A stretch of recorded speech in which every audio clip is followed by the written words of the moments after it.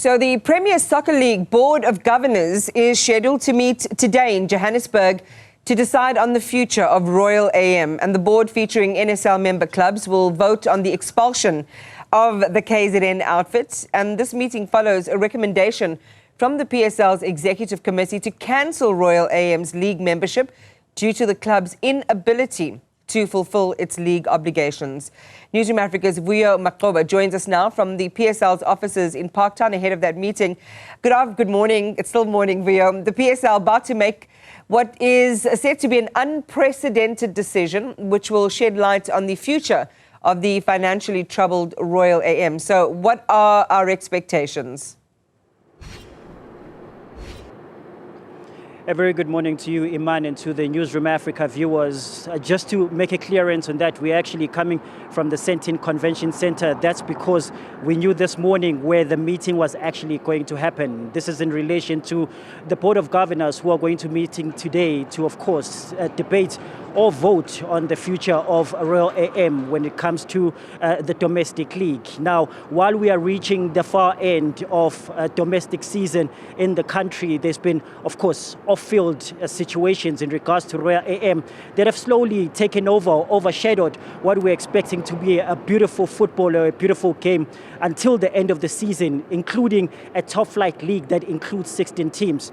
Just dating back and reminding viewers a bit, rewinding a bit, this is of course in relation to Royal AM's financial turmoil. If the viewers remember correctly, SARS had come on board in trying to, of course, recoup that 40 million tax debt that was related to the club. I mean, financially, in personal terms, related to the Sean Mkhize family trust. But of course, with Royal AM being an asset of the trust, now it led to, of course, being the team being used to try and recoup the 40 million tax debt. Now, that situation has also led to Royal AM not being able to meet its obligation when it comes to the matches that they're supposed to play or supposed to complete in the league, which then has brought the PSL, because the PSL is supposed to start with 16 teams and supposed to finish with 16 teams. So if Royal AM now can't complete their matches because of the financial situations that they are faced with, then it becomes a challenge or a situation where now PSL has to make a decision in terms of the future of the club. Royal AM last played in the 29th of December. They'd only played 11 matches so far in the season when all this turmoil came to the fore. And when SARS, of course, took over, went on later on to appoint a curator to be able to deal with this tax matter.